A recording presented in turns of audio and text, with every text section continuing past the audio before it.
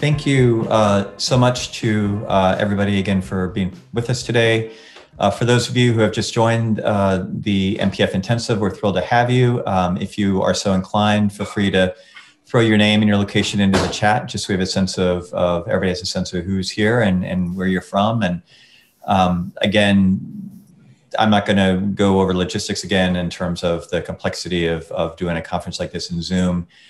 We know it can be hard to stare at a computer screen for 2 days, and we know people are going to be coming in and out as appropriate, but we're just really hoping that you can participate in as much of this programming as possible. So we're moving into our next session. And again, the framework that we're using for these next 2 days is this idea of these 10 questions that we think for Music Policy Forum are really important sort of framing ideas as we get ready for 2021 and beyond.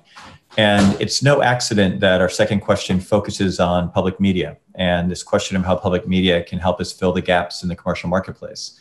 Public media, we feel at Music Policy Forum, is central to the music community. It certainly in the United States, we've seen this massive sort of emergence of the public radio and community radio infrastructure and ecosystem becoming an essential part of the music community over the last 2 decades. Not that it wasn't essential before, but it's become even that much more important.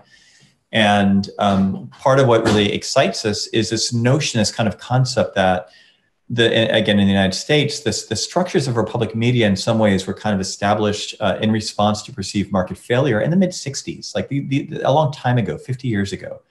And we've sort of, and to a large extent, had a slow evolution in terms of rethinking, how does this work, right? Like, how do we think about public media? What is the role of public media, and what can and should it be as we move into a digital age, as technology changes, and as we rethink our entire media ecosystem? So, with that, I am thrilled to bring in 3 remarkable leaders and incredibly smart people. Cole Williams, a musician and activist who is also a DJ at the legendary WWOZ in New Orleans.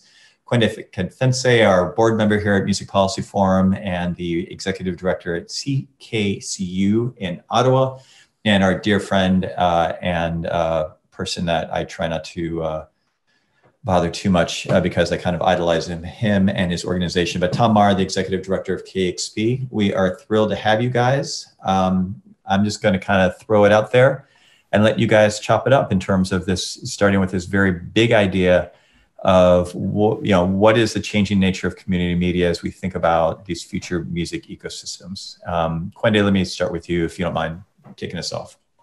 Cheers. Hey, thanks for the introduction. And yeah, as the Canadian on the panel, I feel like it's incumbent to talk a little bit about sort of some basics about the way that our media ecosystem is set up in Canada, particularly relative to yours in the United States, because it speaks to, I think, sort of, it portends to sort of the forces of globalization that are affecting, everybody, probably the US a little bit less than other countries in some ways as it relates to media, but eventually will, I think, affect the US in a similar kind of way and will require some sort of thought about how to rejig the policy frameworks. So, in Canada, because we live beside the US, and because US media corporations are so dominant, our equivalent to the FCC, which is called the CRTC, they have a framework whereby sort of big broadcasters in Canada contribute to a fund that it's called the CCD, the Canadian Content Development Fund. And it effectively funds, agencies that distribute funding to various sort of creative and cultural industries. So focusing on the music industry, Factor, some of their money comes through this CCD. Factor is an organization that funds the independent music industry in Canada. Again, and this is because we live, in relation to the American media giants. And as a result of that, our big corporations who end up broadcasting a lot of that content end up also contributing to the development of Canadian content. And one of the other funds that goes to is something for community radio. Now, we've just had our federal policy changed or proposed. There's been a new proposal to our federal policy, to our Broadcast Act, which will now start looking at the global internet giants, the Netflix, the Spotify's, the Amazons of the world, and start working with them to be able to essentially, start essentially taxing them and getting that money into the CCD to start developing Canadian content. And some of that would also, go to radio. And, this is where the relationship between radio and Canadian content, and particularly community radio and Canadian content, is so important because, so many of those big broadcasters, because they're commercial, they don't play actually the kind of content that Factor funds. It's actually our organizations that do that. And we're starting to get into a closer relationship with the music side of our ecosystem to start developing a much stronger relationship between the community side and the independent music side. So I'll stop it there.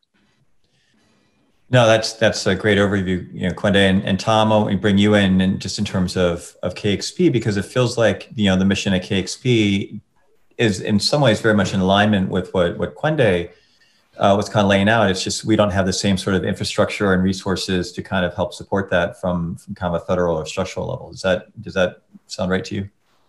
Well, we do have. Good morning, everybody. Great seeing you all, by the way. And it's really a treat and honor to be on the panel with Cole and Kwende.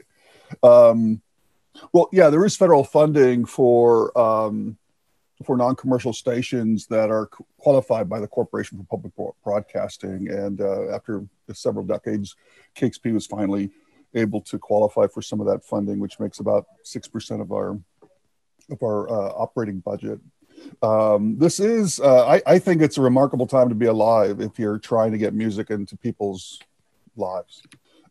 Just a little bit of background: KEXP we come out of college radio roots. We started as a 10-watt station back in 1972, but through these decades, what we've decided to do, both in terms of our mission, but also in terms of our public service mindset, is think of ourselves still as a radio station, but more like an arts organization that happens to have a radio station. So we seek to enrich your life in three ways: on the air, of course, online, of course, but also in person. I think the role that public media can increasingly play is to continue this evolution. And we're seeing this throughout the country. Where non-com stations, music stations, are increasingly taking seriously this role of being champions of music and going beyond the tradition that we had, which was to play music. In other words, figure out how to select songs and get them distributed.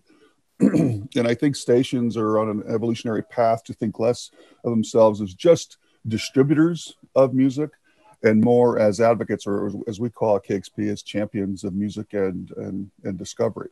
And the reason why it's an interesting time to be alive is because technology is available to really fill in all these different dimensions of music discovery, and fill in all these dimensions of the relationship between the sort of triangle between the music lover, the artist, and the non-com station. We take this mission to enrich your life by championing music and discovery quite seriously. We don't chase any demographics. I think one of the things that has been important to us has been to think less of trying to cultivate a specific kind of audience, which is what commercial radio is very good at doing, identifying a set of age cells and really taking a clinical approach to select music to really attract as much of an audience as possible, mostly due to repetition, being able to use repetition as a vehicle to really create a lot of familiarity, thus grow the audience. At KEXP, we go the other way. We make it really hard on ourselves. Half the music you hear has been newly published. The other half has been selected by our DJs from their own collections or from our own, from the station's collection. And there's no playlist at KEXP. Every song you hear has been selected by the voice you're hearing. And that has some lovely benefits.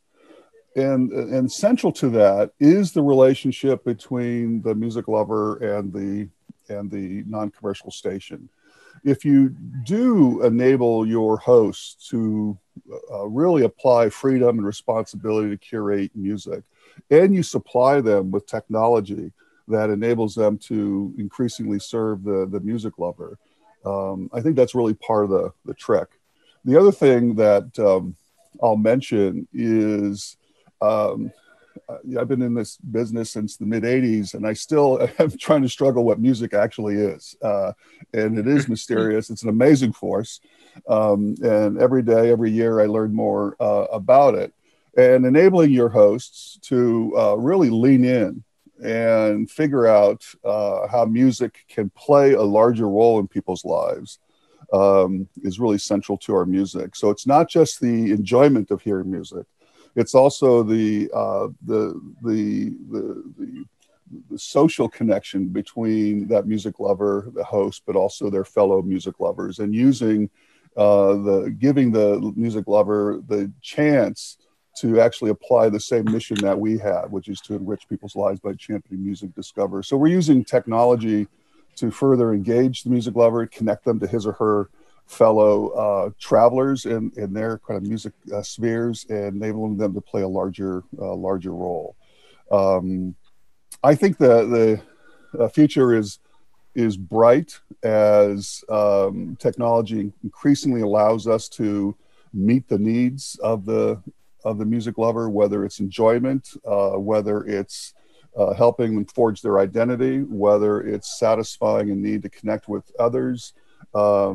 There's many more ways that we should be thinking of the listener than just a person who consumes music. There's a role you can play in people's lives, and that's what we're finding that people really need, and that's really the quest. It's how to be as impactful as we can in all the different ways we can as an arts organization in music lovers' lives. Thank you, Tom. That's great. And Cole, bringing you in, just thinking about, again, I love all the hats that you wear as a performing artist, as a community activist, as a WWOZ DJ. I mean, can you just, kind of give us a sense of what OZ means, again, to you wearing all the different hats that you wear and to the broader community of New Orleans music lovers? Yeah, it's really interesting. I feel like I'm in a unique position, and thank you, Tom and Kwende.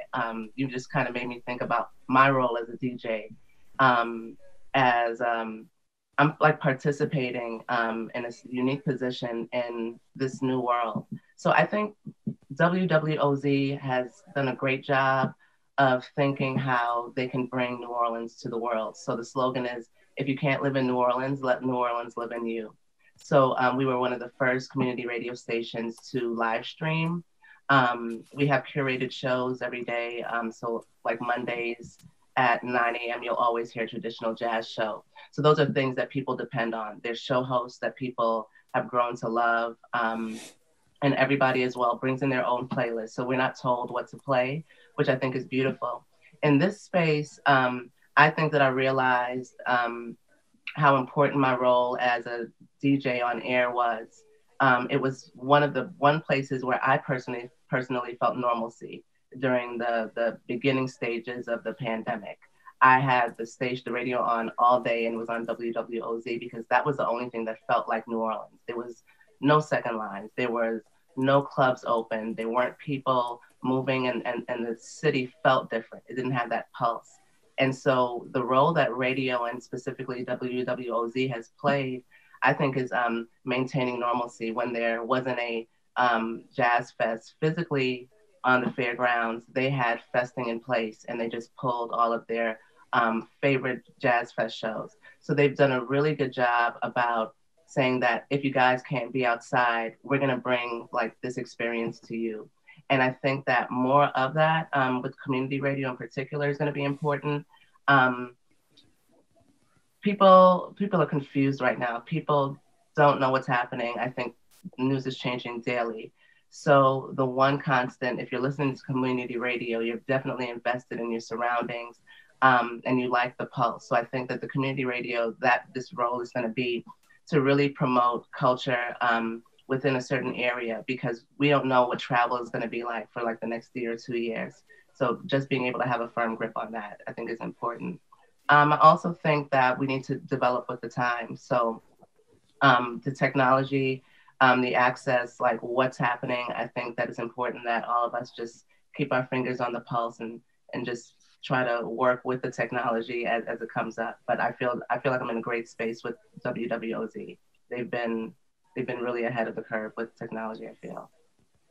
So I want to pick up. Oh, go ahead, please. Sorry. I wanted to jump in and just say that, like, you know, I know that, you know, something that I've been surprised, or not surprised at, well, I should say pleasantly surprised at, you know, I think all of us look up to, you're not the only one, Michael, who looks up to Tom at KEXP. I think, and, you know, lots of people who are in this space do.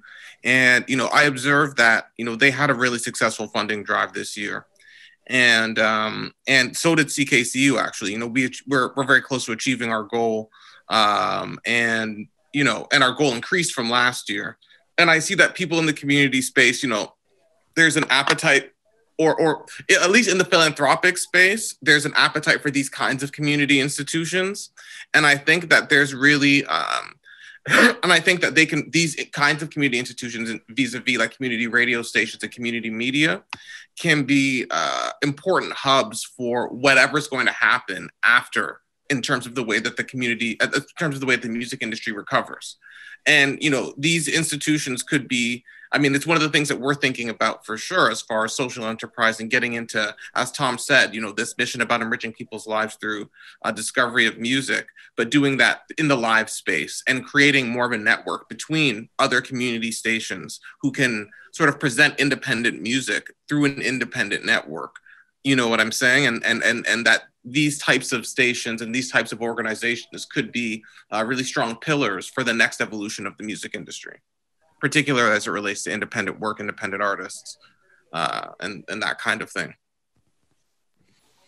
Yeah, I think Kwende, building off of that, you know, again, in the framework of these 2 days with this conference, you know, we think about, again, this, you know, it's so interesting to think about, again, OZ and KEXP and others. We don't mean to claim that they're the only two in the United States, but just as examples, again, of shifting that focus into being music nonprofits that happen to have a radio station, but have a broader community mission. And as we talk about, you know, part of what we're doing over the next 2 days is really, we have to be very, you know, kind of pragmatic and very honest as music community members about the vulnerability of lots of our pieces of our ecosystem, you know, and in the States, again, live music, grassroots venues, the enormous structural challenges we see in music journalism, the end of alt weeklies in most markets, or of daily news coverage. I mean, all the pieces that are needed that seem to be coming into alignment with the sort of evolving nature of what non-commercial or non-commercial community radio can be. And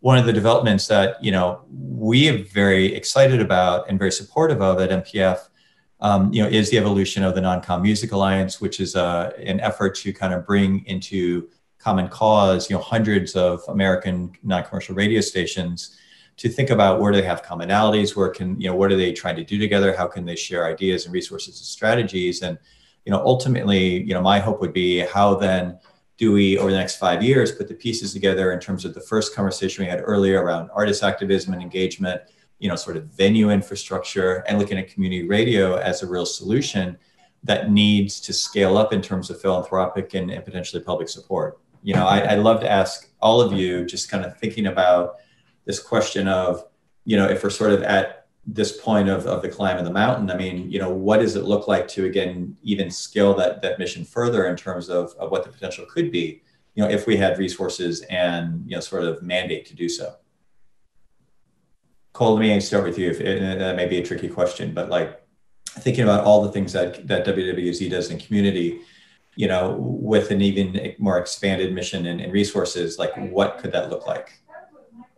You know, everyone that volunteers at WWOZ is volunteering. We're all community members. So those stakes are like already there. And it, you know, prior to the shutdown, it was pretty open door where any musician could just come in, say I have a CD, say I want to promote this CD, and they can come on a show, or they know that they're songs are going to be promoted. So there's already like this trust that's built with this community radio station and the community.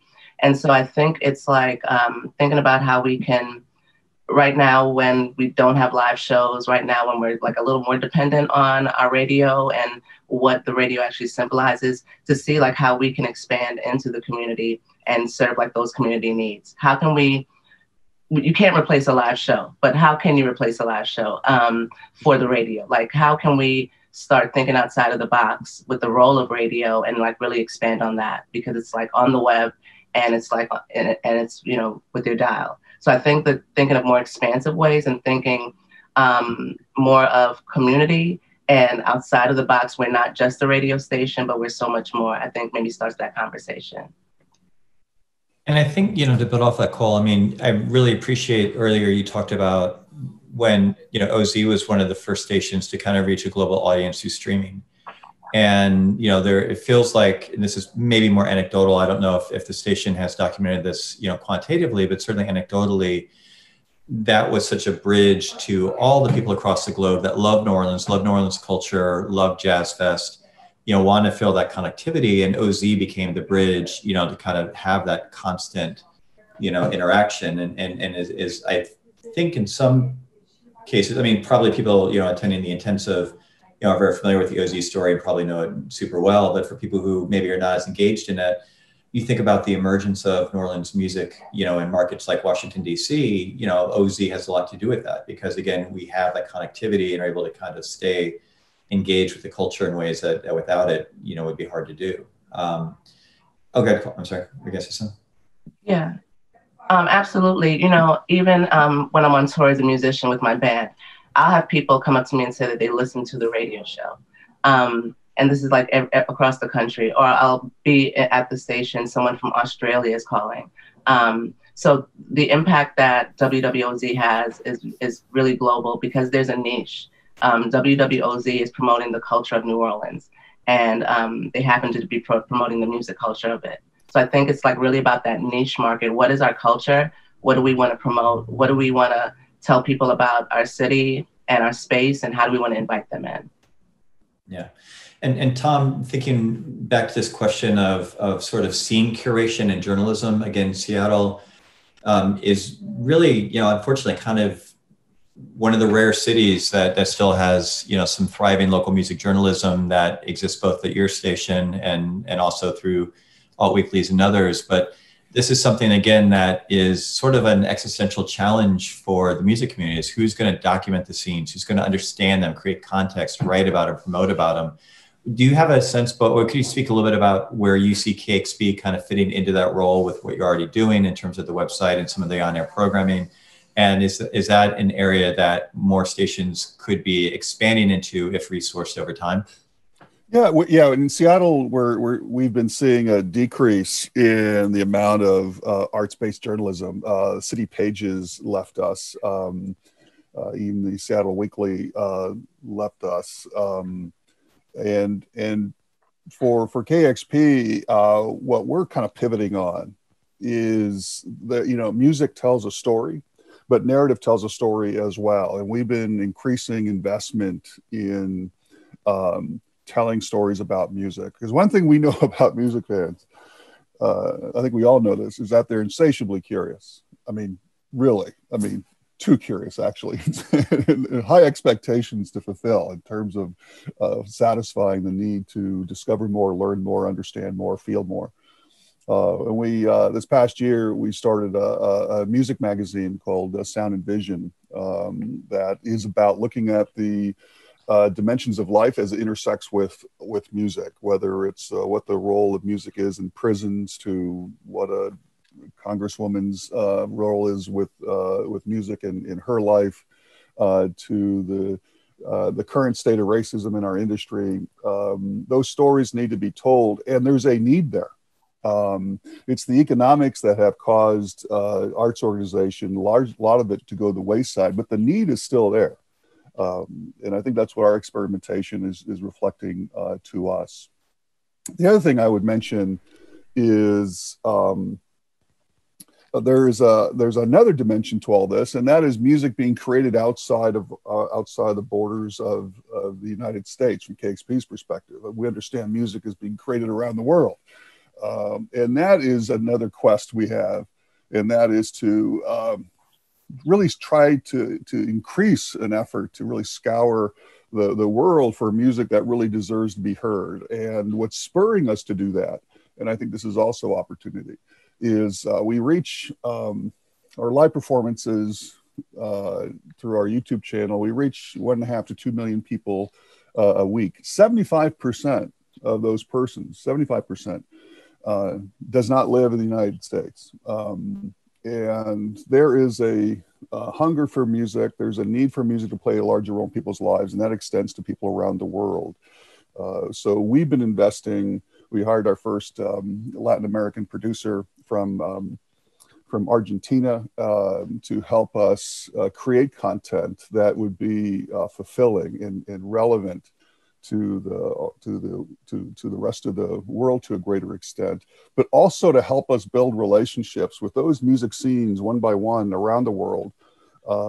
Just amazing sources of music and creativity, and we've got an obligation to kind of tap into that and bring to the rest of the world. It's a daunting task, but we're taking swings at it. And we would have gone to Argentina this year for a week's long broadcast of live performance, but COVID didn't keep us from that. But we're gonna keep at that.